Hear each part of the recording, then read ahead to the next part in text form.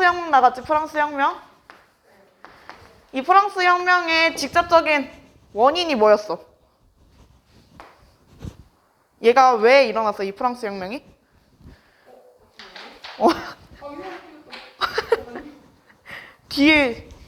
뒤로 가야지.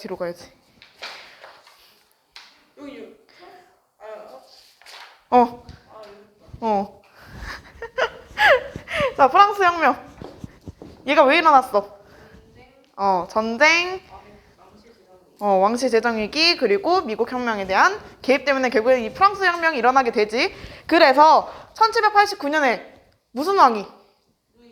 루이 16세가 이제 3부회를 소집을 하게 되는데 여기서 대립이 일어나게 되지. 제1, 2 신분과 제3 신분이 투표권을 두고 대립을 하다가 결국에는 이 제3 신분의 말을 들어주지 않아. 그래서 이들이 의회를 하나 설립을 하는데 이때 1789년에 설립된 의회가 무슨 의회야? 국민의회. 국민의회가 이제 1791년까지 지속이 되다가 얘네가 그러고서 국민의회를 소집을 하고 무슨 서약을 하게 돼? 테니스 코트에 서약을 하게 되지. 그러면서 뭐 이제 바둑기구 감옥 쳐들어가가지고 막 불 지르고 하고 그리고 뭐 인권선언 발표하면서 국민의회가 이제 해산이 되고 다음에 설립되는 의회가 이제 그래, 입법의회가 소집이 되게 되지. 그렇게 입법의회가 소집이 되는데 이 입법의회 때 무슨 전쟁이 발발을 해? 1792년에 혁명전쟁이 발발을 하게 되지. 이 혁명전쟁은 프랑스 혁명을 방해하려는 오스트리아랑 프로이센이 개입을 하게 되면서 결국에는 프랑스와 이제 오스트리아, 프로이센이 전쟁을 하게 되고 그런 혁명전쟁으로 인해서 결국에는 이 혁명전쟁은 오스트리아랑 프로이센이 조금 더 강성했다라고만 알면 되고 그리고 나서 뭐 이러한 전쟁이 지속되다 보니까 뭐 물가가 상승하고 그리고 식량이 부족해지다 보니까 시민들이 봉기를 일으키지. 그걸 상콜루트 봉기라고 하기도 하고 그러면서 1792년에 입법의회가 해산되고 무슨 공회가 이 국민공회가 들어서게 되면서 얘네가 공화정을 선포를 하게 돼. 그러면서 루이 16세를 단두대에서 처형하게 된다. 그리고 얘네 국민공회에 이제 들어서게 된 다음에 얘네가 또 여기서 온건파랑 급진파가 나눠지게 되지. 그러면서 둘이 대립을 하다가 결국에는 급진파였던 누가? 그래, 자코벤파의 누가?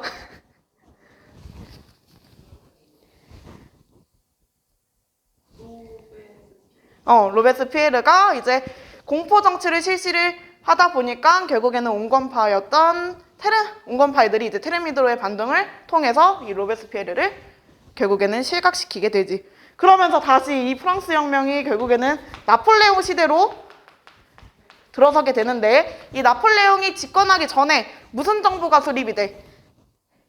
5명의 총재가 다스리는 총재정부가 수립이 되게 되고 총재정부가 굉장히 무능했지. 그래가지고 이 총재정부가 무능하다 보니까 결국에는 이 나폴레옹이 이집트를 정복을 하고 나서 쿠데타를 일으켜서 세우는 정부가 통령정부를 세우게 되고 그래서 제1통령이 돼가지고 뭐 대프랑스 격파하고 뭐 나폴레옹 법전 만들고 하지. 그러다가 1804년에 제1 제정 시대로 들어서게 되면서 이 나폴레옹이 황제로 등극을 하게 되고 근데 이 제1 제정 시대를 뭐 하다가 결국에는 얘가 대륙봉쇄령 발표하지. 이 대륙봉쇄령이 무슨 내용이었어? 얘 영국을 고립시키기 위해서 만든 정책이었지. 근데 이거를 누가 어겨?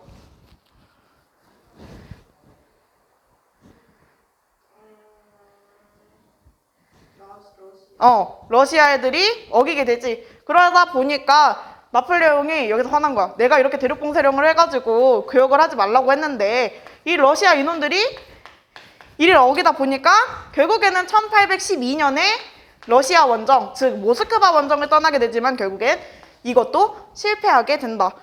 뭐 대륙봉쇄령도 실패하고 러시아 원정도 실패를 하다 보니까 결국에는 주변에 있던 유럽 국가들이 이 프랑스를 쳐들어오게 되면서 결국에는 나폴레옹이 몰락을 하게 되는 거지. 이 나폴레옹의 영향으로 무슨 사상과 무슨 사상이 이제 대두되게 되는 거야? 그리고 민족주의. 자유주의와 민족주의가 대두되게 된다. 그러면서 우리는 국민국가의 이제 형성 과정에 대해서 배웠는데, 일단은 빈체제가 1814년부터 1815년에 이제 수립이 되게 되지, 회의가. 이 빈체제는 누구의 주도로? 어디 나라 사람이야? 맞아. 오스트리아의 외상이었던 이제 메테르니히가 빈에서 회의를 개최를 하게 되면서 빈체제 회의가 이제 빈회의가 열리게 되고, 그러다가 이제 빈회의의 목적이 뭐였어?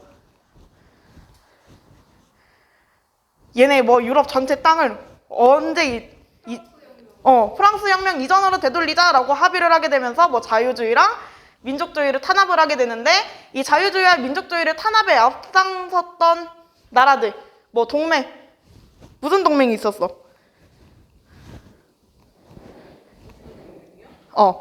이 자유주의와 민족주의를 탄압하는 동맹. 사국동맹과 신성동맹이 있었지, 저번에. 저번 시간에. 근데 그게 사국동맹이랑 신성동맹이 지문으로는 잘 안 나와. 그 이제 수능 볼 때는. 근데 일단은 얘네들을 탄압한 뭐 동맹이라고 하면은 사국동맹하고 신성동맹. 사국동맹하고 신성동맹. 신성동맹은 그 동유럽 절대왕정 때 등장했던 국가들 있지. 러시아, 오스트리아, 프로이센. 이게 신성동맹이고, 사국동맹은 이 신성동맹에 영국이 포함된 게 사국동맹이야. 그래서 걔네들이 이제 탄압을 하게 되면서 결국에는 빈체제가 수립이 되게 되는 거지. 그래서 30년 동안 이루어지게 되잖아. 그럼에도 불구하고 뭐 자유주의 운동이 일어나고 민족주의 운동이 지속적으로 일어나게 되고, 그리고 프랑스가 또 혁명을 일으켜 7월 혁명과 2월 혁명을 일으키게 되지. 7월 혁명 같은 경우에는 왜 이 7월 혁명이 일어나게 되는 거야?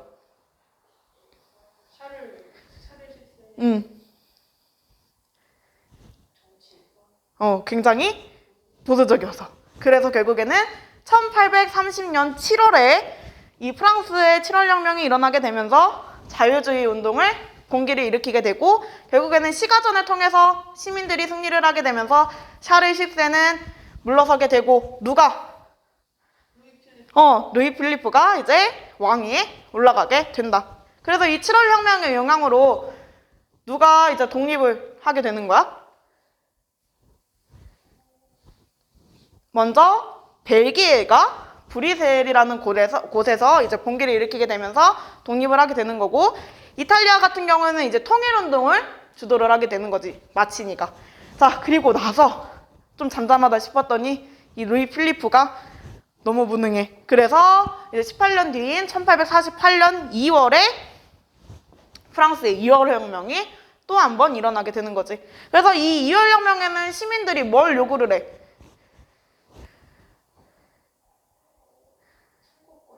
선거권과 그리고 7월 왕정의 퇴진을 요구를 하게 되는 거지. 결국에는 이 혁명도 성공을 거두게 되면서 이 2월 혁명의 영향으로 결국에는 빈체제가 해산되게 되고, 여기 이탈리아와 독일에서 통일에 대한 논의가 이루어지게 되는 거지. 그리고 영국의 자유주의 개혁은 우리가 굉장히 뭐에 대해서 굉장히 많이 배웠지. 뭐 종교적 자유도 허용해주고, 그리고 뭐 차티스트 운동이 일어나게 하고, 선거법이 1832년에 개정되기도 하고, 그리고 공물법이라던가 뭐 항해법이 폐지가 되게 된다. 그러면서 이제 국민국가의 이제 형성에 대해서 살펴볼 거야. 국민국가 형성에서 이제 국민국가 발전. 여기서 배울 나라는 총 4나라. 이탈리아, 독일, 미국, 러시아에 대해서 배울 거야. 자, 먼저 이탈리아는 일단은 19세기 이전까지는 통일운동이 전개가 되지 않다가, 얘 같은 경우에는 이제 여러 개의 왕국으로 분열되어 있었어. 대표적으로 이제 사르데냐 왕국이라고 불리는 왕국을 비롯해서 여러 왕국과 그리고 교황령으로 분열되어 있으면서 얘는 누구의 간섭을 받았냐? 바로 오스트리아의 간섭을 받게 돼. 그래서 19세기에 들어서서 프랑스의 7월혁명, 6월혁명의 영향을 받게 되면서 이제 통일운동이 전개가 되게 되는 거지. 자, 먼저 누가 등장을 하냐? 우리가 아까 7월혁명의 영향을 받아서 등장했던 마치니라는 사람이 등장을 하게 돼. 이 마치니는 프랑스 거기에는 선생님이 잘못해가지고 2월혁명으로 아마 적혀 있을 거야. 근데 얘는 7월혁명의 영향을 받아서. 그래서 마치니가 7월혁명의 영향을 받아서 무슨 당을 조직을 하냐? 바로 청년 이탈리아당을 조직을 하게 되는 거지. 근데 이 청년 이탈리아당을 조직을 해서 자유주의적 통일운동을 전개를 하게 되지만 얘는 결국엔 실패로 끝나게 돼. 자, 근데 여기서 실패로 끝나고서 뭐 통일이 무산이 됐냐? 그건 아니고 사르데냐 왕국의 이제 재상이었던 이 카보르라고 하는 사람이 내정개혁을 실시를 해. 내정개혁. 내정개혁, 어떠한 내정개혁을 실시를 했냐? 뭐 산업을 장려를 한다던가 아니면 군대를 양성을 한다던가 이러한 내정개혁을 실시를 하게 되면서 얘는 프랑스의 도움을 받아서 아까 이 이탈리아가 누구의 간섭을 받고 있다고 했어? 그래서 오스트리아를 물리치게 되면서 롬바르디아라는 곳을 비롯을 해서 자, 이탈리아가 뭐 신발 모양으로 뭐 이렇게 생겼지? 근데 여기 이쪽 위쪽에 있는 이 지역이 이제 롬바르디아라는 곳인데 이곳을 차지를 하게 됨으로써 이 카보르가 북부 이탈리아를 차지를 하게 돼. 북부 이탈리아. 그러면 이 남부 이탈리아는 누가 통일을 했느냐? 바로 장군이었던 이 가리발디라는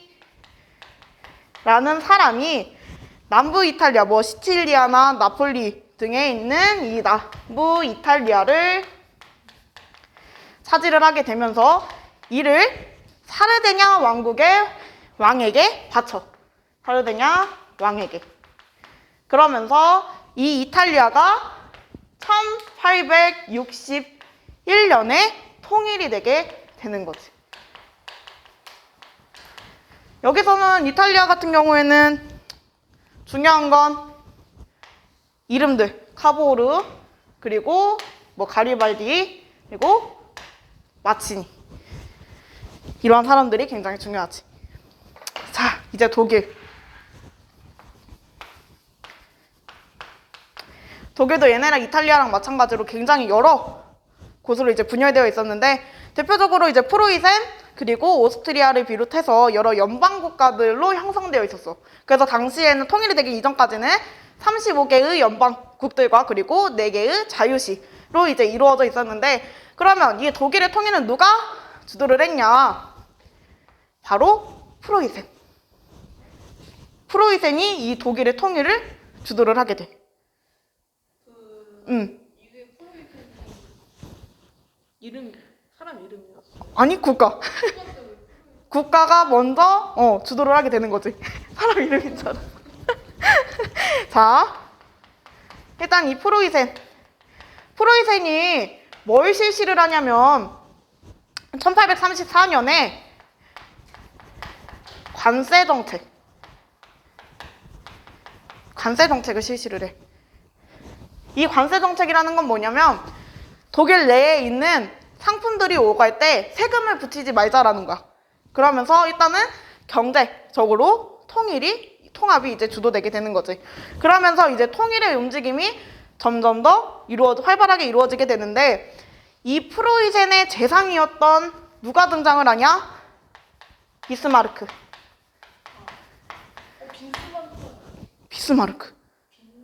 빈스마르크래? 그래? 비스마르크인데? 뭐 이게 발음에 따라가지고 조금씩 달라지겠지? 비스마르크. 자, 비스마르크가 등장을 하는데 여기서 얘가 가장 중요하지. 독일에서는 이 비스마르크가 뭘 실시를 하느냐? 바로 군비 증강을 위한 철혈 정책을 실시를 해. 근데 이 철혈 정책은 이제 1862년에 이 철혈 정책이 실시가 되게 되는데, 이 철혈 정책은 일단은 자유주의 운동을 하고 있던 사람들이 굉장히 반대를 했어. 왜 이 철혈 정책을 반대를 했을까?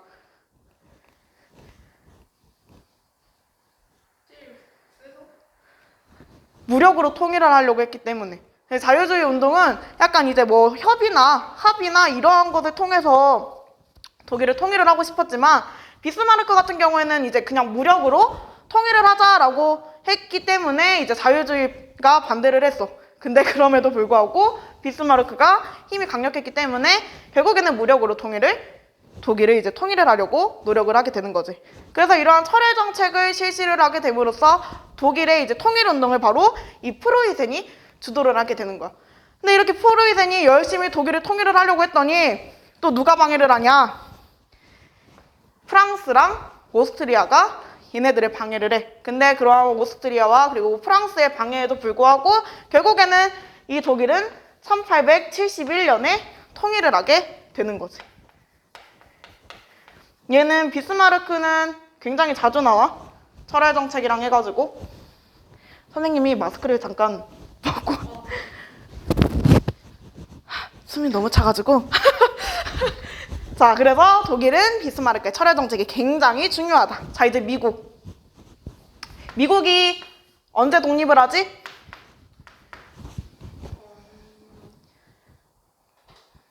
1783년에 독립을 하고 1879년에 미국이라는 나라가 탄생을 하지. 그래서 미국이라는 나라는 이제 독립을 하고 미국이라는 나라를 탄생시킨 다음에 뭘 하냐면 서부 개척을 실시를 해. 원래 미국이라는 나라가 영국의 식민지로 이제 13개의 주가 있었잖아? 그때는 이제 동부 쪽에 있었지. 이제 여기 있던 미국이 이제 탄생을 하게 되면서 이 서부 쪽, 그러니까 태평양 쪽으로 영토를 확장을 하고 있었어. 그러면서 이제 1840년대 들어서면 이제 태평양 연안 쪽까지 영토를 확장을 하고 산업이 굉장히 크게 번성을 하게 되는데, 미국 같은 경우에는 이렇게 영토를 확장을 하게 되면서 뭐 영토, 인구, 뭐 자원, 뭐 시장 등을 확보를 하게 되면서 경제 성장이 이제 빠르게 이루어지게 돼. 그러던 중에 여기서 무슨 전쟁이 일어나냐? 가장 중요한, 자주 나오는 남북 전쟁이 일어나. 근데 이 남북 전쟁은 1861년부터 65년까지 남북 전쟁이 일어나게 되는데, 남북 전쟁은 말 그대로 미국의 남과 북을 나눠가지고 남북 전쟁이 일어나게 되지. 이 남북 전쟁은 왜 일어났냐면, 일단 남쪽은 농업 중심, 그리고 북쪽은 이제 상공업을 주된 산업으로 삼고 있던 곳이었는데, 노예제를 둘러싸고 이 남과 북이 전쟁을 일으키게 돼. 여기는 이제 흑인 노예들이 이제 주로 이루어졌고, 북쪽 같은 경우에는 이제 상공업 중심이다 보니까 뭐 플랜테이션 이러한 것들이 이제 이루어지고 있었는데, 이 링컨이라는 대통령이 이 시기에 이제 당선이 되게 되지, 대통령으로. 그러면서 링컨이 대통령이 되자 이 남부 쪽에서 17개의 주가 탈퇴를 해, 연방에서. 그러면서 남북전쟁이 일어나게 되는 거야. 근데 이 남북전쟁은 결국에는 누구의 승리로 끝나냐? 북의 승리로 끝나게 되지. 왜 북쪽의 승리로 끝나게 되냐면, 이 남북전쟁이 이제 활발하게 일어나고 있던 과정에 북쪽이 처음에는 이 남쪽이 굉장히 우세했어, 전쟁에서.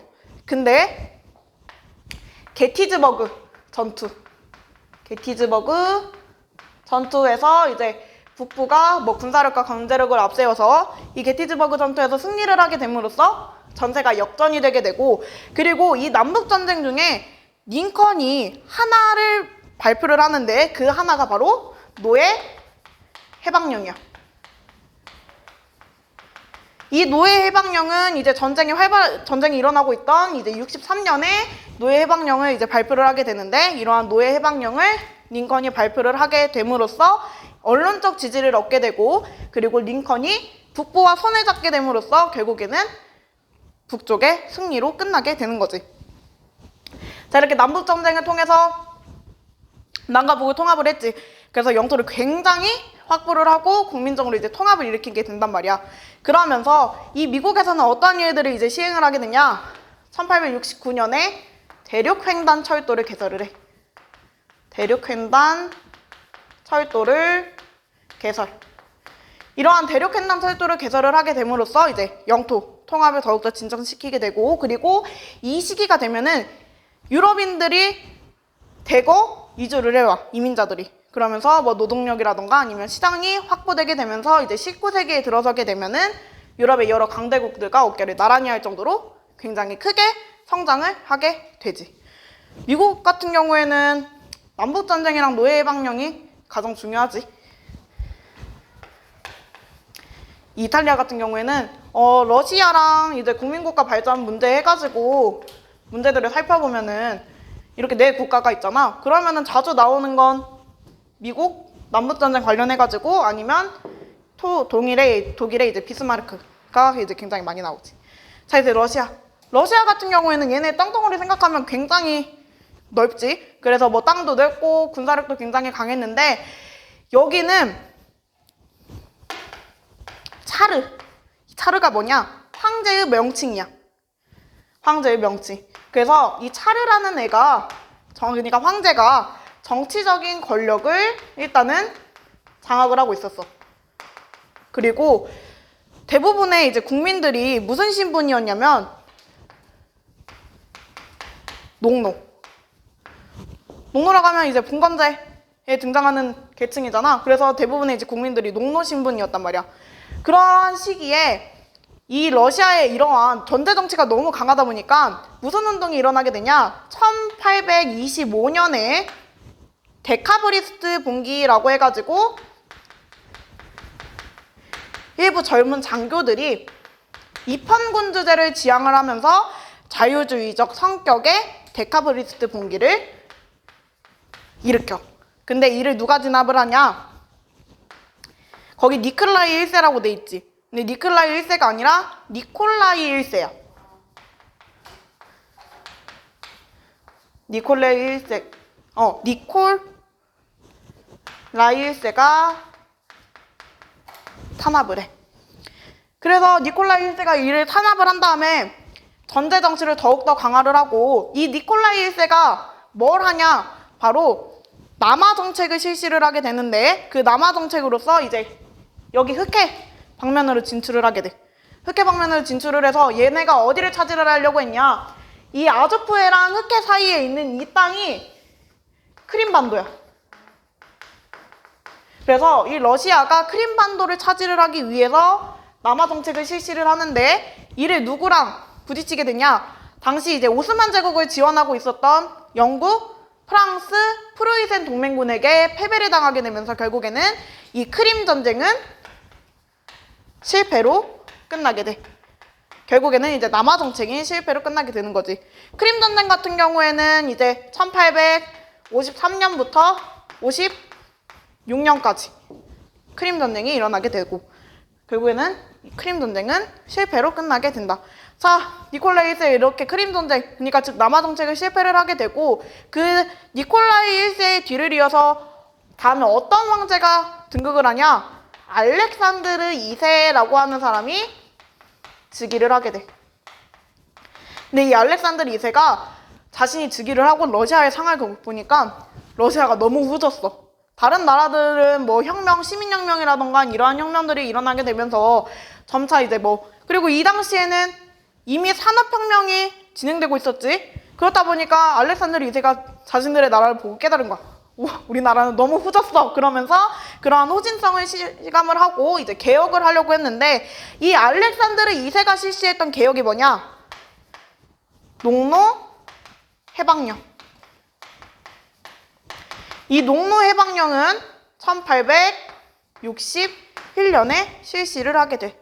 그래서 당시 4만 명의 농노들을 이제 자유민으로 해방을 시켜주는데, 근데 이게 문제가 뭐였냐면, 일단 해방을 시켜줬어. 그럼 자유민들이 자신들의 땅을 가꾸고 해야 될 거 아니야. 근데 그렇게 농노에서 자유민 신분으로 해방을 시켜줬지만 별다른 혜택 없이 그냥 해방만 시켜줬고, 그리고 이제 각종 개혁, 지방에 의회를 설립을 한다던가 아니면 국민의 이제 개병제로 이제 한다던가 그러한 여러 가지 개혁을 했지만, 결국에는 이 알렉산드르 2세가 암살당하게 돼. 그래서 이러한 개혁들은 모조리 실패로 결국엔 끝나게 된다.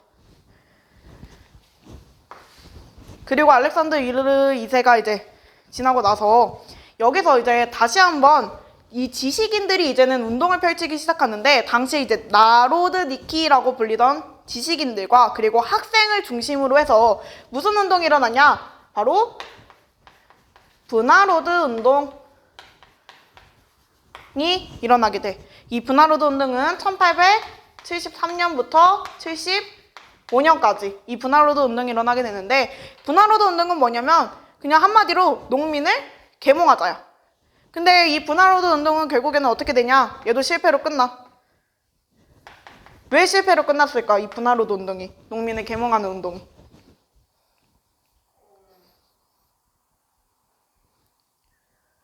왜 실패로 끝났을 것 같아? 그 반대에서. 전제 정치. 황제가 반대를 하고, 그리고 농민들을 계몽을 하자고 했잖아. 농민들이 관심이 없어. 그렇다 보니까 결국에는 이 브나로드 운동은 실패로 끝나게 되는 거야. 그래서 국민국가 형성은 이 정도만 외워주면 돼. 그래서 여기서 중요한 건 남북전쟁, 뭐 철혈정책, 뭐 농노해방령 등과 같은 이러한 정책들을 이제 잘 외워야지. 자, 이제 우리는 산업혁명에 들어가게 될 건데, 산업혁명이 뭐야, 예림아?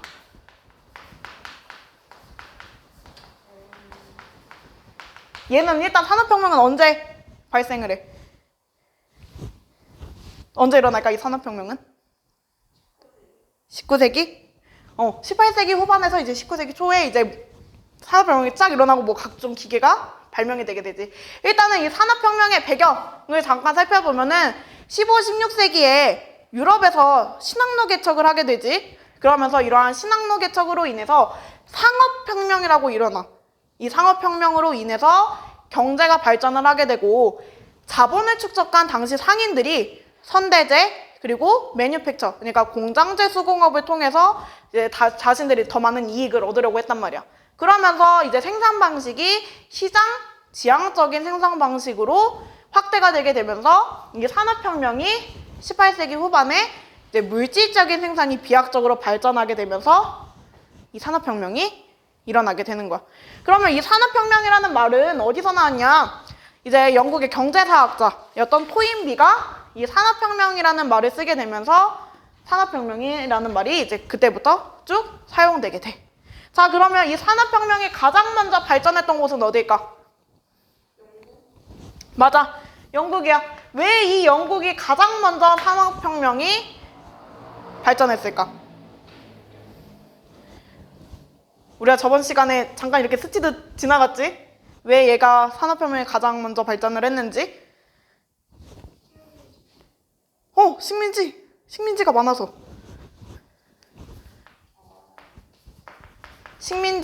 막대한 식민지를 이제 보유하고 있었고, 그리고 가장 큰 이유는 영국 같은 경우에는 17세기 초 정도에 이제 시민혁명이 일어나게 되지. 그러한 시민혁명으로 인해서 뭐가 안정이 되냐? 바로 정치가 안정되어 있었지. 그리고 자유주의 개혁도 이제 실시가 되고 있었고, 그래서 정치가 안정되어 있었기 때문에 얘네가 정치에 이제 더 이상 관심을 두지 않고 경제 성장에 관심을 두게 되는 거지. 그리고 아까 예림이가 말했듯이 얘네 식민지 굉장히 많이 보유했지. 그러한 식민지 보유와, 그리고 우리가 절대왕정 때 엘리자베스 1세가 모직물 공업을 육성을 한다고 했지. 그러면서 무슨 운동이 일어난다고 했어, 그 시기에? 그러면서 막 도시로 막 와가지고 비민 구제책을 이제 하기도 했잖아? 무슨 운동이 일어나게 되지? 맞아. 이러한 인클로저 운동이 이제 일어나게 되지. 그래서 이러한 인클로저 운동으로 인해서 뭐가 확보가 됐냐? 바로 노동력이 확보가 돼. 그리고 이 영국에 맨체스터라는 도시가 있어. 맨체스터. 이 맨체스터에는 뭐가 많이 매장이 되어 있었냐면은 산업혁명, 그러니까 산업 발달에 필요한 철과 석탄 등이 이제 풍부하게 매장되어 있었기 때문에 영국이 가장 먼저 이제 산업혁명을 일으킬 수 있게 되는 거야. 그러면서 이제 19세기에 들어서면은 뭐 대륙뿐만 아니라 뭐 미국이라던가 각 세계에 큰 영향을 미치게 되면서 19세기 전반 같은 경우에는 벨기에와 프랑스에서 산업혁명이 일어나게 되고, 그리고 19세기 후반에는 미국, 독일, 러시아, 일본 등이 산업혁명에 이제 발전을 하게 돼. 자, 그러면 얘네가 이제 산업혁명으로 인해서 각종 기계가 이제 발명되게 되는데, 이 문제 중에 하나, 산업혁명하고 관련된 문제 중에 하나가 뭐였냐면은 그래프를 주고 연도를 이렇게 한 다음에, 자, 여기 17세기 초부터 여기 1800년, 네, 그러니까 19세기까지 해가지고 이 사이에 일어났던 일에 대해서 고르라고 해. 그래서 거기서 이제 답은 뭐였냐면 결국에는 1780년대 제임스 와트가 증기기관을 발명했다라고 하는 게 답이었어. 그래서 이 각종 기계 발명과 관련해가지고는 뭐가 언제 발명이 되었는지는 좀 알아둬야겠지? 몇 세기 정도에 발명되었는지는 정확하게는 안 알아도 돼도 몇 세기, 한 18세기 뭐 언저리쯤에 이제 뭐가 발명이 됐는지는 알아야겠지. 자, 일단은 각종 기계가 발명을 했는데 가장 먼저 뭐가 발명이 되게 되냐면 방적기가 발명이 되게 돼. 그래서 이 방적기 같은 경우에는 총 3번에 걸쳐서 방적기가 발명이 되게 되는데, 자, 먼저 제니 방적기, 그리고 수력 방적기, 그리고 마지막으로 뮬 방적기가 이제 방적기가 발명이 되게 되는데, 제니 방적기 같은 경우에는 1764년에 발명이 되게 되고, 수력 방적기는 1767년, 뮬 방적기는 1769년에 발명이 돼. 방적기랑 방직기랑은 다른 기구야. 방직기는 실을 짜내는 거고, 이 방적기는 그러한 실을 통해서 천을 만들어내는 게 방적기야. 그래서 방적기로는 이제 제니, 수력, 뮬 방적기가 발명이 되게 된다. 그러면서 이러한 방적기로 인해서 결국에는 생산 활동이 굉장히 활발해지게 되고, 그리고 아까 말했듯이 1780년에 이 제임스 와트라는 사람이 증기기관을 발명을 하게 되는 거지. 그래서 이 증기기관은 왜 근데 이 증기기관이 중요하냐면, 제임스 와트의 증기기관으로 인해서 기계의 새로운 동력으로서 이 증기기관이 자리를 잡게 돼. 그래서 이 제임스 와트의 증기기관이 굉장히 중요한 거야. 그래서 이러한 증기기관으로 인해서 결국에는 뭐 생산이라던가 아니면 이제 노동력이 이제 더욱더 물건 만들어지는 게 쉬워지게 되지. 그리고 또 방적기랑 뭐 제임스 와트의 뭐 증기기관 등이 만들어지기도 하지만 또 뭐가 발명이 되게 되냐면 교통수단이 발달을 하게 돼. 교통수단. 왜 교통수단이 이 시기에 발달을 하게 될까? 산업혁명 시기에. 맞아. 원료랑 이러한 제품들을 만들게 되잖아. 그러니까 이러한 제품들이나 뭐 원료들을 빠르게 운송하기 위해서 교통수단이 발달을 하게 되는데, 이때 19세기 초 누가 등장을 하냐? 스티븐슨이 등장을 하게 돼. 이 스티븐슨은 이제 뭘 만드냐면 증기기관차를 만들어. 증기기관차. 그래서 이러한 증기기관차를 만들게 됨으로써 이제 철도 개설이 더욱더 빨라지게 되는 거지. 이 스티븐슨은 영국 사람이야. 그리고 이제 미국의 뮬턴이라는 사람은 또 뭘 성공을 하느냐? 증기선 운항에 성공을 하게 돼. 뮬턴 같은 경우에는 이제 지문에서 별로 나오진 않는데 얘가 진짜 가끔가다 한 번씩 얘가 나와, 뮬턴이. 그래서 이 정도는 알아줘야 되고, 그리고 교통수단뿐만 아니라 또 뭐가 발달을 하냐? 전화나 전신 등이 이제 발명이 되게 되면서 세계가 조금 더 가까워지게 되는 거지.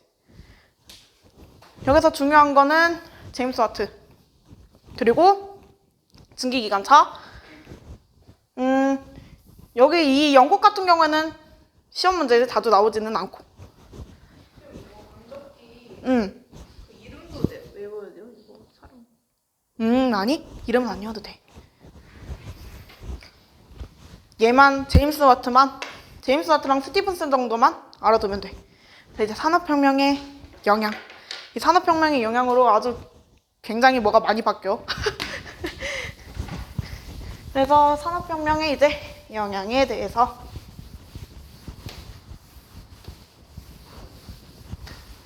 이 산업혁명으로 뭐가 바뀌게 될까? 무슨 영향이 미치게 될까, 사회에?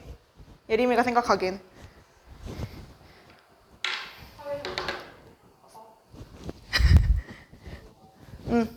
아무거나 편하게 말해도 돼. 자, 기존에는 무슨 사회였어? 농업 사회였지. 그래서 산업혁명 영향으로는 이제 산업 사회로 바꾸게 되는 거야. 산업혁명의 이제 영향. 이제 산업혁명의 영향으로 좀 이따가 사회주의자들도 이제 배울 건데 그러한 사회주의자들 이름은 다 알아둬야 돼. 산업혁명의 영향으로 일단은 크게는 4가지로 분류를 해보면 아까 말했듯이 이 산업혁명으로 결국에는 농업사회가 무슨 사회로 들어서게 되는 산업사회로 들어서게 되는데 그러면서 이제 생산 방식에도 큰 변화가 일어나. 기존에 있던 생산 방식에서 벗어나게 되면서 공장제, 기계공업이 이제 생산 방식으로 들어서게 되고 그러면서 이러한 산업사회로 인해서 결국에는 뭐 경장이 성장하게 되는 발판을 마련하게 되면서 당시 이제 18세기에서 19세기 이러한 산업혁명으로 인해서 뭐 인구도 굉장히 크게 증가를 하게 되는데 그러한 인구를 부양할 수 있는 원동력이 되기도 하지. 또한 도시화 현상.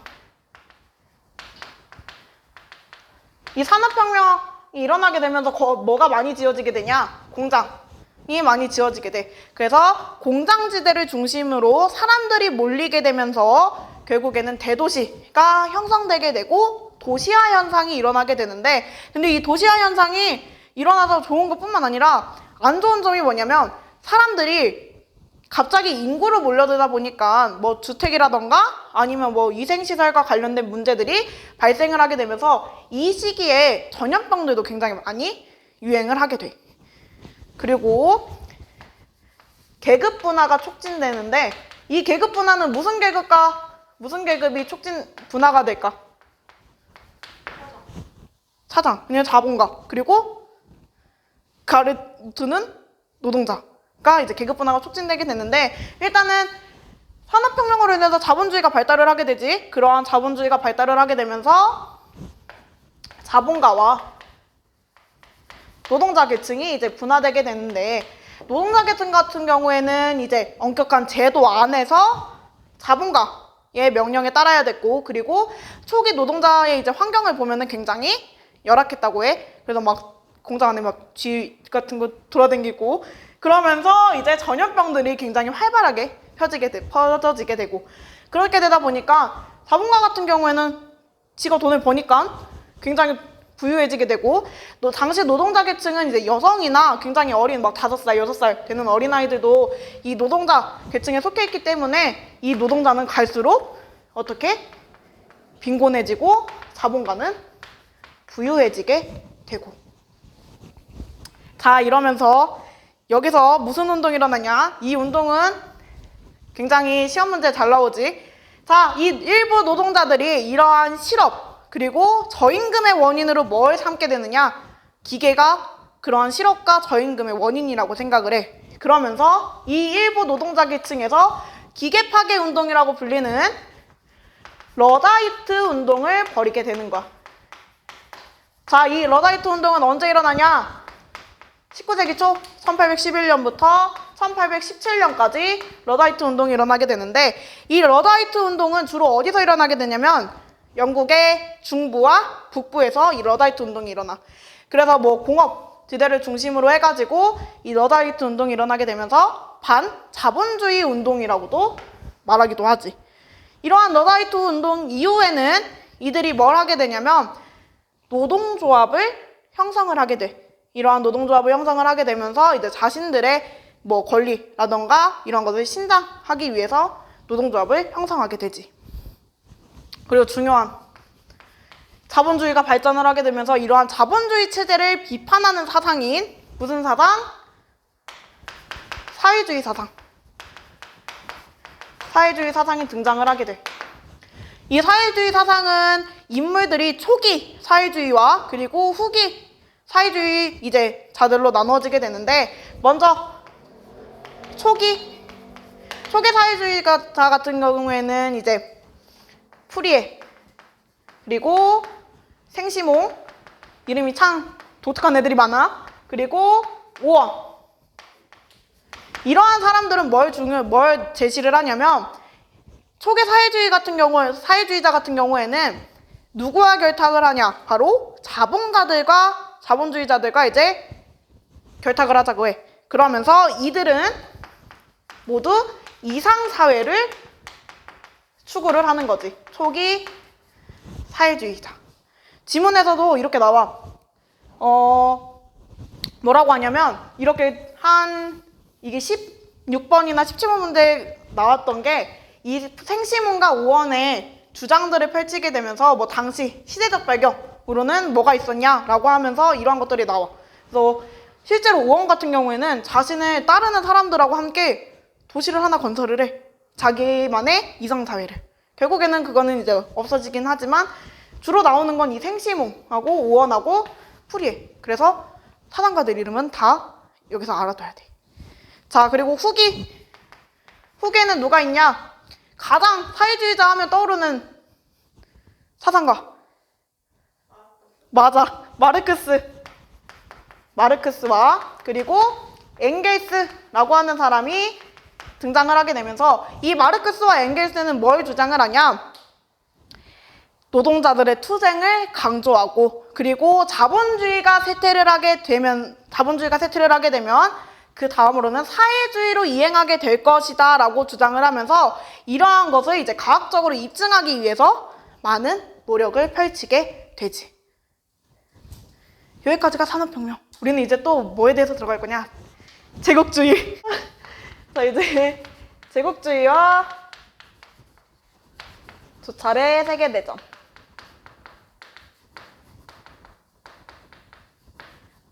세계대전에서 뭐에 대해서 배울 거냐면, 이제 세계 제국주의의 등장. 일단 이 제국주의라는 게 뭐야, 예림아? 제국주의가 뭐야? 식민지 하는 거. 쉽게 말하면 식민지 하는 거지. 일단은 이 제국주의가 하는 건 뭐냐면, 얘네가 뭘 앞세워서, 군사력을 앞세워서 뭐 정치력, 뭐 군사적, 그리고 경제적을 이제 다른 나라나 그리고 민족에게 적용을 하는 팽창주의적 정책이 제국주의야. 그래서 이 제국주의가 그러면 왜 성립을 하느냐? 일단은 그거 먼저 알아봐야겠지. 왜 이 제국주의가 성립을 하냐면, 항상 이 제국주의나 뭐 열강들의 침략은 신학로 개척 이후에 이루어진다. 그래서 제국주의가 왜 성립을 하게 되냐? 바로 신학로 개척 이후에 어디를 식민지로 삼지? 대표적으로 아프리카랑 그리고 아메리카를 식민지로 삼고, 그리고 인도, 그리고 동남아시아의 무역 거점을 얘네 이제 서양 열강들이 장악을 하게 된단 말이야. 그러면서 이 아프리카, 아메리카, 그리고 인도, 동남아시아에서 얘네가 뭘 공급을 받냐? 노동력, 그리고 물자를 공급을 받게 되는 거지. 그러면서 이 유럽인들이 이러한 정복지에 있는 주민들에게 뭘 전파를 하냐? 바로 크리스트교를 전파를 하게 되는 거야. 이러한 신학로 개척 이후에. 그러면서 이제 산업혁명으로 이 유럽에서 이제 산업이 고도화되게 되면서 뭐가 발전을 하게 되냐? 바로 자본주의가 성장을 하게 되지. 자본주의가 성장을 하게 되면서 이 유럽 내에서 독점 자본주의가 등장을 하게 돼. 독점 자본주의. 이 독점 자본주의라는 건 뭘까? 독점 자본주의.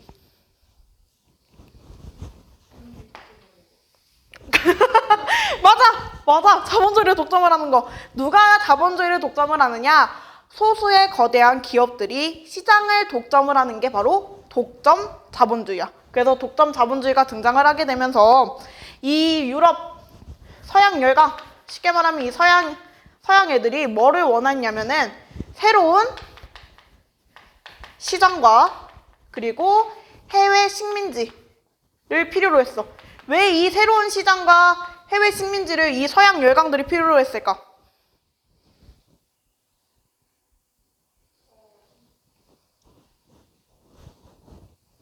일단은 이 새로운 시장은 왜 필요했냐면 얘네 물가보다 동쪽, 그러니까 뭐 동아시아, 아시아에 있는 게 값싼 원료도 있고 노동력도 있지. 그러다 보니까 값싼 원료와 노동력 그리고 자신들의 나라에서 나는 이러한 제품들을 수출하기 위해서 새로운 시장이 필요했던 거야. 해외 식민지 같은 경우에는 쉽게 그냥 자본을 투자할 곳. 그래서 해외 식민지와 새로운 시장을 필요로 하게 되면서 이 서양 열강들이 자신들의 강력한 군사력을 가지고 다른 국가들을 침략을 하게 되면서 이러한 팽창주의적 정책을 우리는 제국주의라고 불러. 그럼 이러한 제국주의를 받쳐주는 이론들이 있겠지? 가장 대표적인 이론들이 뭐가 있을까? 사회진화론. 그리고 인종주의. 일단 제국주의가 발전하게 되는 제국주의가 왜 발전을 하게 되냐? 얘네가 제국주의가 일단은 19세기에 등장을 하게 되지. 근데 19세기 당시 유럽을 살펴보면은 얘네 이 제국주의가 유럽에 등장을 하게 되면서 당시 이제 민족주의와 결합을 하게 돼. 그러면서 이들이 뭘 주장을 하냐면 이 유럽 각국에 있는 대표들이 있지. 이러한 다른 나라와 경쟁을 하려면 식민지 전쟁에 뛰어들어야 한다고 국민들에게 이제 호소를 하게 되는 거야. 그래서 국민들이 그러한 대표들의 모습을 보고 뭘 느끼게 되냐면 식민지 획득이 실업 문제라던가 그리고 국가의 위상을 높여줄 수 있겠구나라고 생각을 하게 되면서 국민들 또한 이러한 침략적 전쟁을 지지를 하게 돼. 그러면서 이제 가장 적합한 우수한 종만이 살아남는다는 다인의 이제 자연 선택을 사회에 적용을 하게 되면서 우리가 알고 있는 이 사회 진화론이 탄생을 하게 되는 거지. 자, 이 사회 진화론은 뭐야? 우월한 국가가 열등한 국가를 지배하고 그리고 인간 사회에서 일어나는 무제한 자유 경쟁을 합리화하게 됨으로써 이 사회 진화론이 바로 제국주의를 이론적 바탕을 제공을 하게 해주는 거지. 이러한 사회 진화론과 더불어서 인종주의. 이 인종주의라는 건 뭘까?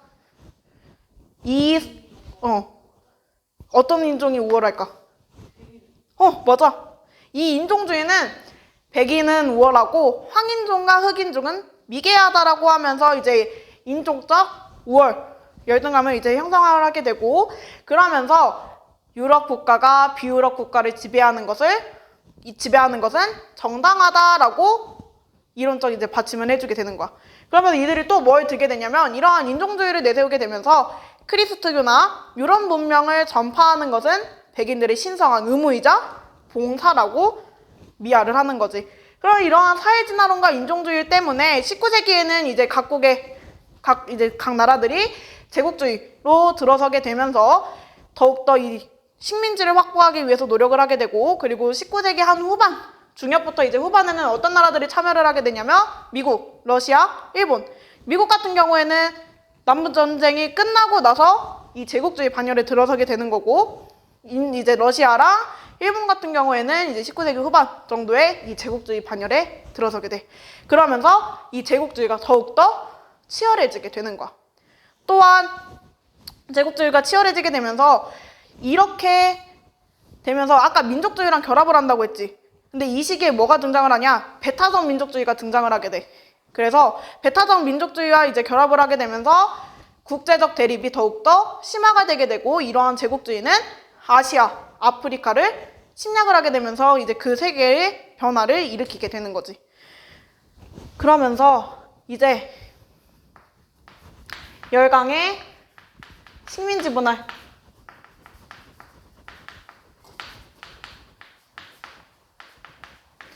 여기서는 문제가 뭐가 가장 많이 나오냐면 우리가 잘 알고 있는 사회진화론이 가장 많이 나와. 지문이 뭐냐면 이렇게 글이 있어. 얘가 작년 6월 모의고사 때 나온 문제인데 이렇게 지문을 주고 뭐 이렇게 막 발표 같은 거 하는 거 있잖아. 이렇게 해가지고 막 뭐에 대한 설명을 한 다음에 뭐 다인의 뭐 자연 선택해가지고 이에 대한 뭐 설명 같은 거에서 사회 진화론에 이제 영향을 미쳤다라고 하는 이러한 문제가 나오기도 했지. 그래서 여기 같은 경우에는 뭐 제국주의 성립에 관해서는 안 물어봐. 그냥 이제 제국주의가 발전을 하게 되면서 어떤 이론들과 결합을 하게 되면서 더욱더 발전을 하게 됐는지 한 문제가 많이 나오지. 자, 이제 열강의 식민지 분할. 자, 먼저 얘네가 크게 어디를 분할을 하냐? 아프리카 그리고 아시아 태평양을 분할을 하게 돼. 먼저 아프리카 같은 경우도 항상 이 신학로 개척이 문제야. 신학로를 개척을 하면 안 됐어. 자, 신학로를 개척을 하고 난 뒤에 얘네들이 황금무역 그리고 노예무역 등을 이 아프리카 서부 해안에 실시를 하게 돼. 근데 얘네가 문제가 뭐였냐면 얘네 아프리카에 대해서 잘 알지 못하고 떠났던 거잖아. 이런 노예무역이라든가 황금무역이 당시 풍토병이나 그러니까 뭐 이곳에서 일어나는 뭐 지역병 같은 그러한 풍토병이나 아니면 정보 부족 등으로 인해서 16세기에서 17세기까지는 이 아프리카 진출이 원활하지는 못했어. 근데 어떠한 사람들에 의해서 이 아프리카 진출이 활발해지게 되냐? 19세기에 탐험가였던 리빙스턴과 스탠리, 이 스탠리와 리빙스턴에 의해서 내륙 정복을 알게 되는 거지. 안 나와 있어? 그러네. 일단은 이 리빙스턴하고 스탠리는 우리가 알아둬야 되는 게 뭐냐면 선생님이 거기다 깜빡하고 안 적었나 봐.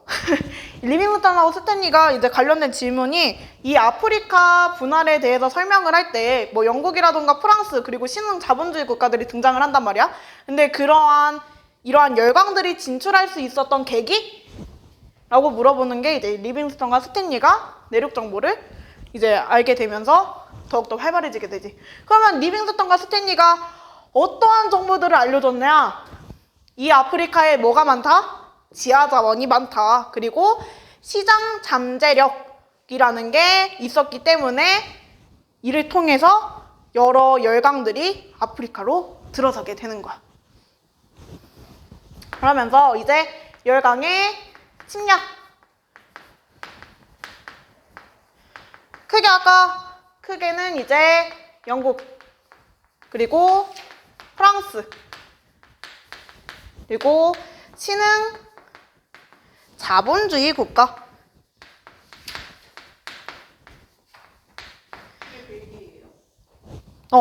벨기에, 독일, 이탈리아 등등.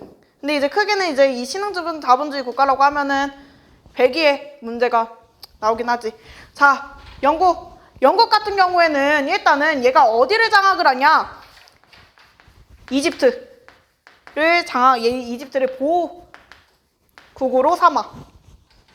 뭐 보호국이라고도 하기도 하고 뭐 보호령이라고도 하는데 이 보호령이라는 건 보호국이라는 건 뭐냐면 그냥 쉽게 말하면 식민지야. 식민지로 만드는 거. 호령은 오타예요? 보호령이라고도 해. 왜 보자를 빼먹었을까? 왜 보자를 빼먹었을까?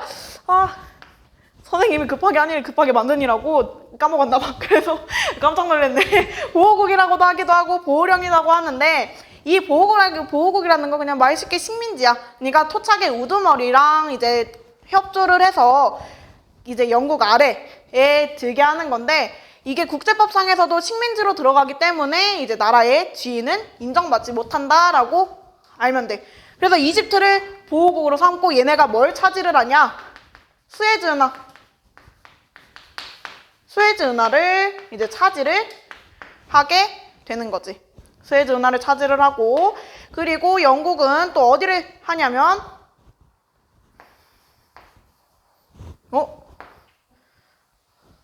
케이프. 갑자기 이름이 생각이 안 나네. 이 케이프라는 곳이 있어, 케이프. 그래서 이 케이프를 남아프리카 연방의 조직을 시키게 되는 거지.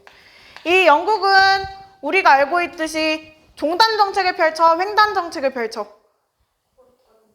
이게 조금 헷갈리지? 요 두 놈들 때문에 헷갈리지? 자, 영국은 남북을 연결시켜주는 종단 정책을 펼친다. 이거 알아둬야 돼. 이게 무슨 문제가 나오냐면, 영국이나 프랑스 같은 경우에는 저번에 문제가 프랑스가 차지한 땅을 이렇게 빗금으로 쳐놓고 이곳을 차지한 국가에 대한 설명으로 옳은 것을 고르는 거였어. 그러니까 이렇게 가면은 횡단이잖아? 이런 횡단 정책은 누가 했냐? 프랑스지. 횡단 정책. 그래서 이 종단하고 횡단 정책은 우리가 잘 알아둬야 된다. 자, 일단은 이렇게 북부와 남부를 연결시킨 정책이 바로 영국의 종단 정책이야. 그러니까 종은 세로고 횡은 가로라고 생각을 하면 돼. 그래서 이렇게 그림이 주어졌다 해가지고 뭐 가로를 차지한 국가는 프랑스고 이제 세로를 차지한 국가는 영국으로 이제 생각을 하게 되면 되지. 자, 이제 이 프랑스는 처음에는 북부를 차지해. 아프리카 북부. 그래서 알제리, 튀니지 등과 같은 곳을 차지를 하고, 그리고 사하라 사막의 이제 이남에 있는 서아프리카를 이 프랑스가 차지를 하게 돼. 프랑스 같은 경우에는 아까 말했듯이 횡단 정책을 한다고 했잖아. 근데 여기서 알아둬야 될 게 뭐냐면 이 횡단 정책이 이쪽에 알제리란 말이야. 그래서 이 알제리에서 여기 섬 있지? 이 섬까지 차지를 해. 누가? 프랑스가. 그러면 이 섬의 이름은 뭐냐? 마다가스카르. 여기가 바로 마다가스카르. 이게 뭐 정글의 법칙에서 여기 한번 갔었잖아? 아무튼 몰라, 여기 갔었어.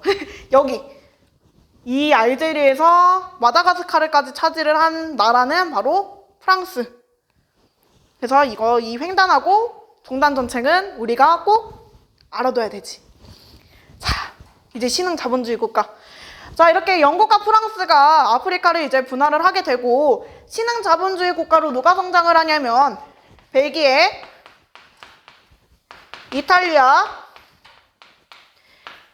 독일 등이 이제 성장을 하게 돼. 근데 여기서 이 신흥 자본주의 국가에서 이 벨기에 그 전에 잠깐만. 종단하고 횡단하고 하면서 여기서 만나지. 그게 바로 파쇼다 사건이지. 근데 이 파쇼다 사건은 다행히 두 나라가 이제 충돌은 하긴 하지만 서로 양보를 해서 전쟁은 일으켜지지 않았다라고만 알면 돼. 파쇼다 사건. 생각해보니 파쇼다 사건이 중요한데 그냥 넘어갔네. 파쇼다 사건 중요하고, 자, 이제 신흥 자본주의 국가에서는 이제 벨기에가 1884년에 콩고를 사유지 선언을 하게 돼. 그러니까 콩고는 사유지니까 너희들이 차지를 하면 안 된다라고 하면서 이제 자신들의 땅으로 이제 만들게 되지. 자, 콩고 사유지 선언을 하다 보니까 어떤 나라들이 빡치게 되냐? 주변 여러 유럽 국가들이 화가 나게 돼. 너희들이 뭔데 저 콩고를 사유지로 선언을 하냐라고 하면서 베를린에서 회의가 열려. 그래서 이를 우리는 베를린 회의라고 부르는 거지.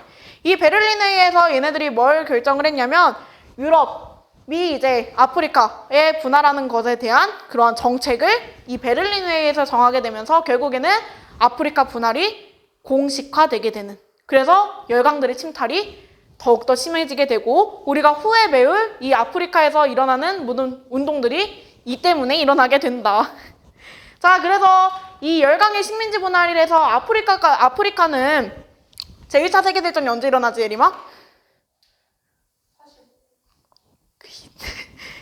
1차 세계대전이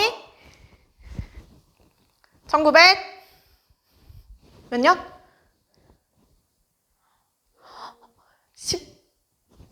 아니 14년.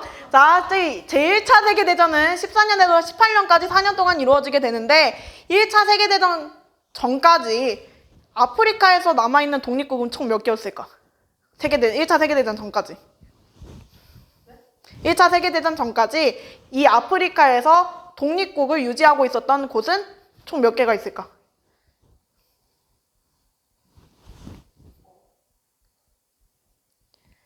한번 찍어봐. 아니, 2개.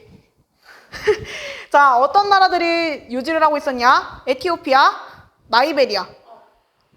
그 두 국가들만 1차 세계대전 전까지 독립을 유지를 하고 있었다라는 정도만 알면 돼. 자, 이제 아시아. 아시아랑 태평양 분할은 여기서 나라들이 굉장히 많이 등장을 하게 돼. 독일 같은 경우에는 주로 어디를 차지를 하냐면 얘는 이제 지도에서 보면은 여기 이 부분하고 이 부분이 이제 독일이 차지를 해. 독일 같은 경우에는 이제 뒤늦게 참여를 했기 때문에 별로 이제 차지하는 영토가 적지. 자, 이제 아시아 태평양. 여기 아시아 태평양은 우리가 알아둬야 될 국가들이 굉장히 많아. 자, 아시아 태평양. 일단은 이 아시아로 먼저 진출했던 나라는 어딜까? 뭐 인도 생각을 하면은 아니? 자, 우리가 신항로 개척할 때 가장 먼저 이쪽을 신항로를 개척했던 나라들이 어디라고 했어? 2나라 있다고 했잖아? 포르투갈하고 에스파냐. 그건 알아둬야지. 자, 아시아 태평양 분할. 일단은 포르투갈. 근데 포르투갈하고 에스파냐는 그렇게 중요하지 않아. 그냥 쓱 하고 넘어갈 거야. 자, 포르투갈 같은 경우에는 신항로 개척 이후에 16세기에 어디를 가냐? 인도네시아를 가게 돼. 그래서 인도네시아를 장악을 하게 되면서 포르투갈 같은 경우에는 향신료 무역을 독점하게 되는 16세기에 이 정도만 알아두면 되고, 에스파냐 같은 경우에는 필리핀을 식민지로 삼았다라는 정도만 알면 돼. 필리핀 지배.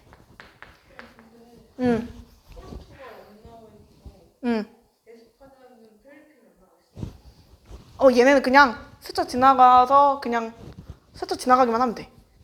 얘는 그렇게 중요하진 않아.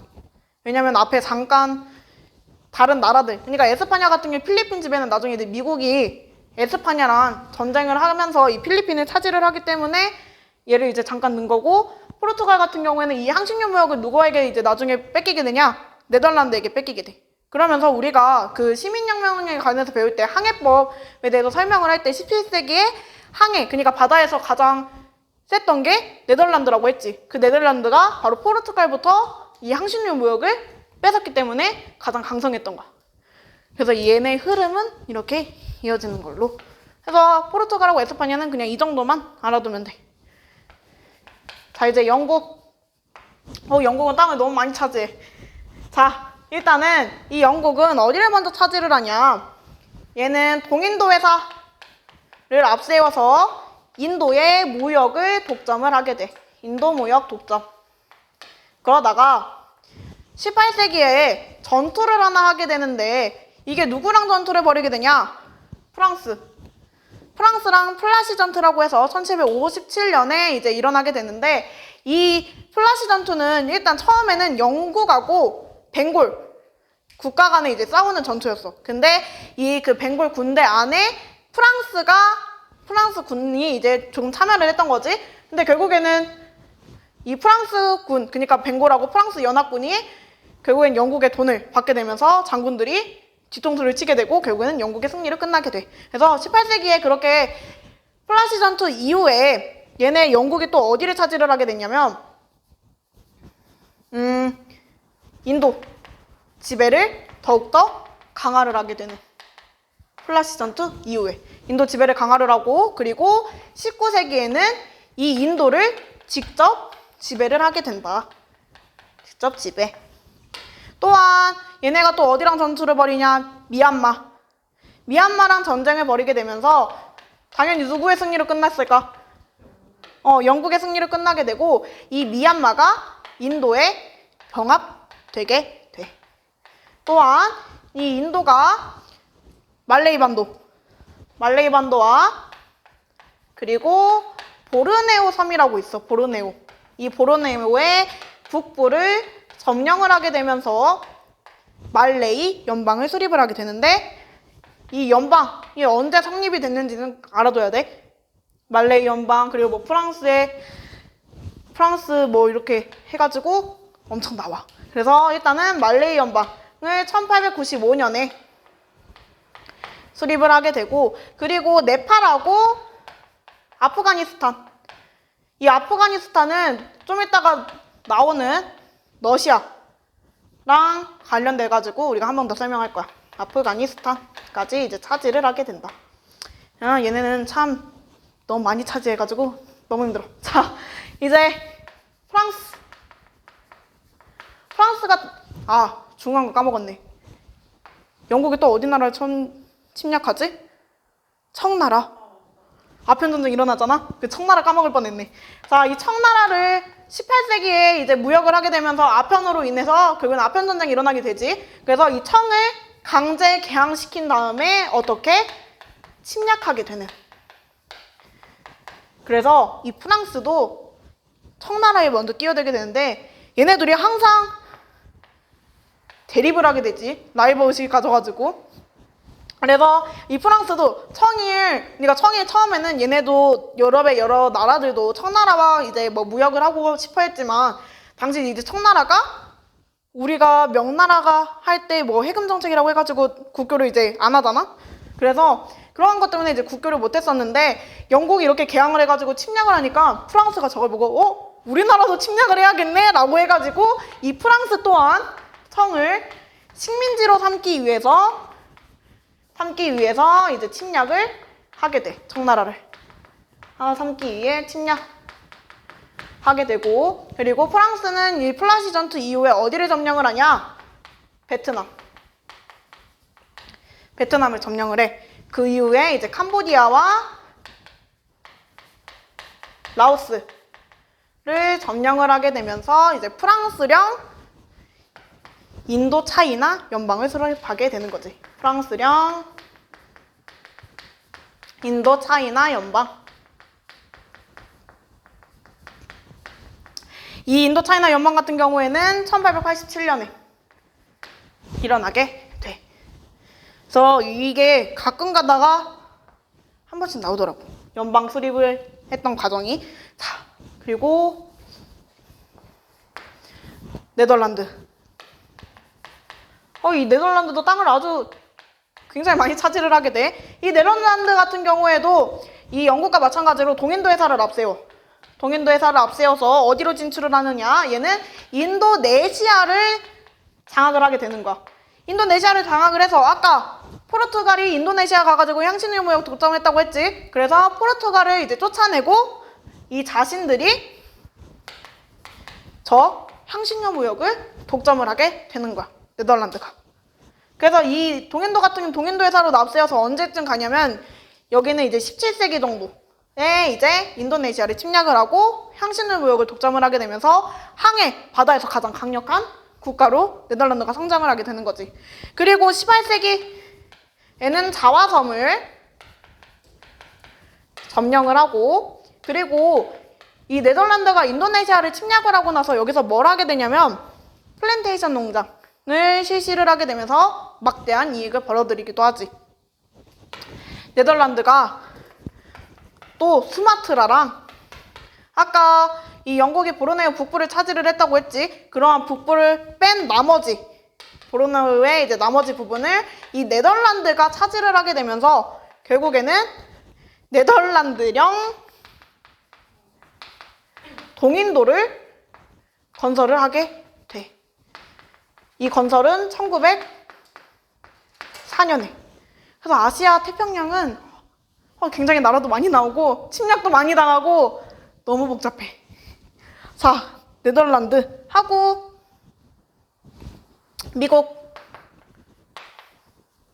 미국 같은 경우에는 일단은 아까 말했듯이 필리핀, 얘네가 이제 17세기까지는 에스파냐가 저 필리핀 지배를 하면서 굉장히 강성했는데 뭐 절대항전 시기 지나고 그러면서 이제 에스파냐의 힘이 약해지게 되고, 그리고 미국과 에스파냐가 대립을 하게 되면서 결국엔 필리핀을 이 미국이 차지를 하게 돼.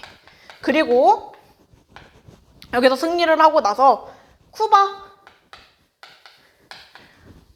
쿠바를 이제 보호국으로 삼고 감과 하와이를 이 시기에 차지를 하게 되는 거야. 감과 하와이를 차지를 하게 된다. 그리고 일본 같은 경우에는 어디를 침략을 하지? 얘는 조선 침략을 해가지고 이제 대륙 진출의 꿈을 펼치게 되고, 이제 러시아랑 얘네는 국가가 너무 많아. 왜냐면 얘네가 아시아랑 태평양 같은 경우에는 유럽 열강들이 향신료를 원했잖아. 그렇기 때문에 저렇게 신학로 개척 이후에 향신료를 독점하기 위해서 많은 열강들이 이제 참여를 하게 되는 거지. 자, 이제. 응? 자, 이제 러시아 같은 경우에는 일단은 어디를 차지를 하냐면 이란을 차지를 해. 이란을 차지를 하고, 자신들이 이제 이란을 차지를 한 다음에 아프가니스탄을 점령하기 위해서 남하를 하는데, 이에 대해서 영국과 대립을 하게 되지. 이 과정에서 영국이 얘네가 안 그래도 땅도 넓은데 이란도 차지하고 아프가니스탄까지 차지를 하게 된다면 더욱더 강성해지겠구나 생각을 하게 돼서 영국이 재빠르게 보호국으로 삼아. 결국엔 그 아프가니스탄은 영국의 차지로 끝나게 되는 거지. 이제 독일. 칠판이 들어와가지고 보여? 예림아?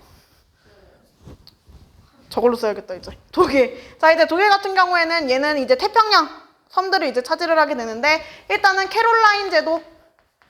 캐롤라인 제도와 그리고 팔라우라고 불리는 이곳을 누구에게 사들이냐? 바로 에스파냐에게 사들이게 돼.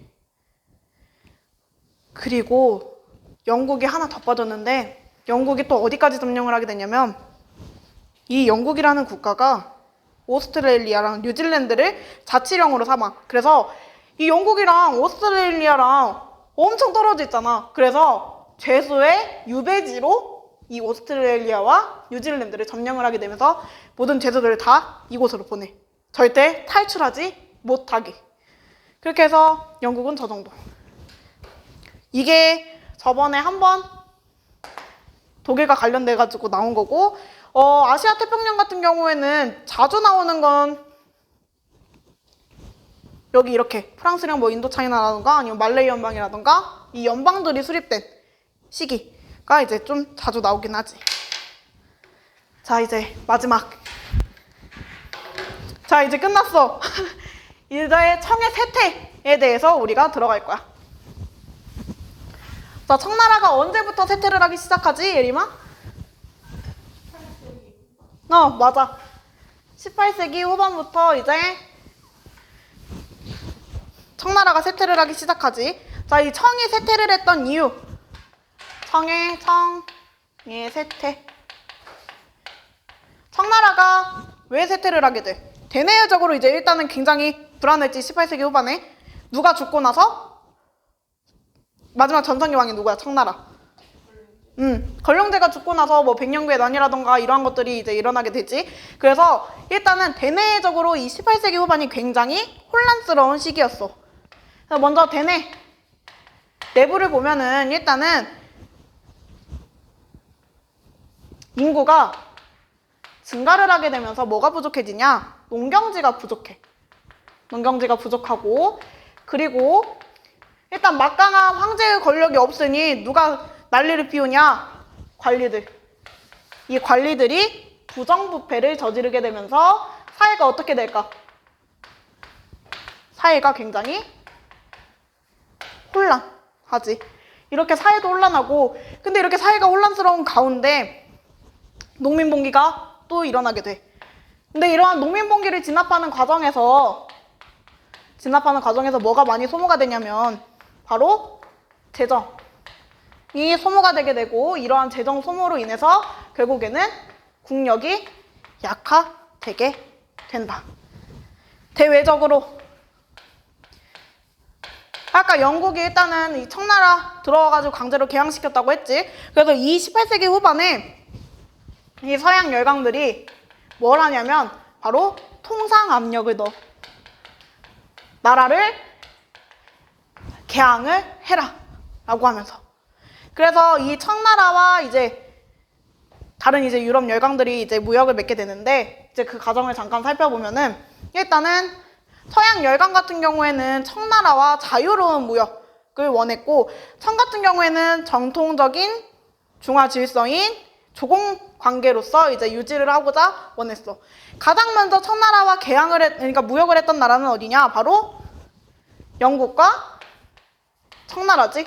그래서 영국과 청나라 간의 이제 무역을 살펴보면은, 여기서는 영국이 일단은 많은 은을 가지고서 이 청나라에 차라던가 비단을 수입품으로 이제 들어서게 되고, 수출품으로서는 이 영국이 청나라에게 뭘 팔까? 아니, 그 전에 얘네가 가장 유명한 공업이 뭐야?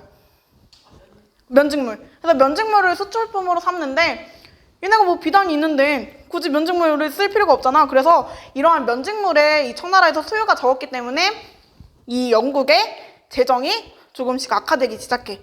그래서 이 영국이 뭐 산업화가 진행되고 있던 시기니까 뭐 산업화라던가 아니면 차를 수입하기 위해서 은을 조달을 해야 될 거 아니야. 근데 그러한 은이 어디서부터 나와? 바로 청에서 막대한 은이 들어가기 때문에 여기서 일단 빼내야 될 거 아니야. 그래서 이들이 생각을 했던 게, 자신의 식민지였던 인도에서 아편을 몰래 가지고 와서 청나라에서 팔기 시작하지. 그래서 이 시기에 뭐가 이루어지게 되냐? 삼각무역이 이루어지게 돼. 우리가 저번에 대서양, 그러니까 신학로 개척의 초기 이루어질 때는 대서양 무역에서 삼각무역이 한번 이루어진다고 했지. 아프리카, 아메리카, 유럽 해가지고 삼각무역이 이루어져. 근데 이제 19세기로 들어서게 되면 그 삼각무역이 인도, 청, 영국으로 삼각무역이 바뀌게 되면서 이제 이제 인도의 아편은 청나라로 들어서게 되고, 그러한 이제 아편을 사들이기 위한 은은 모두 다 영국으로 들어서게 되면서 19세기에 이제 삼각무역이 바뀌게 되는데, 그러면서 청나라가 아편을 계속해서 수입을 하게 되지. 그렇다 보니까 이 청나라의 상황은 어떻게 될까? 안 좋아지지. 일단은 아편 중독자가 늘어나기 시작해. 그러면서 수백만 명의 아편 중독자가 나오게 되고, 아편이 중독되다 보니까 이게 어찌됐든 마약이잖아? 그래서 아편이 중독되다 보니까 일을 못해. 그래서 이게 풍자로 보면은 어린아이는 이제 뭐 앉아있는데 다른 어른들은 이 아편에 취해가지고 다 침대에 이렇게 누워있고, 그런 그림들이 굉장히 많이 나오잖아. 그래서 청나라 같은 경우엔 그러한 아편이 수입이 되게 되면서 막대한 양의 은이 영국으로 모두 다 유출되게 되고, 청나라의 경제 상황은 안 좋아지게 되면서 국민들의 건강도 악화되게 되지. 결국에는 이 청과 영국이 그러한 것을 두고 후에 아편 전쟁이 일어나게 되는 거고.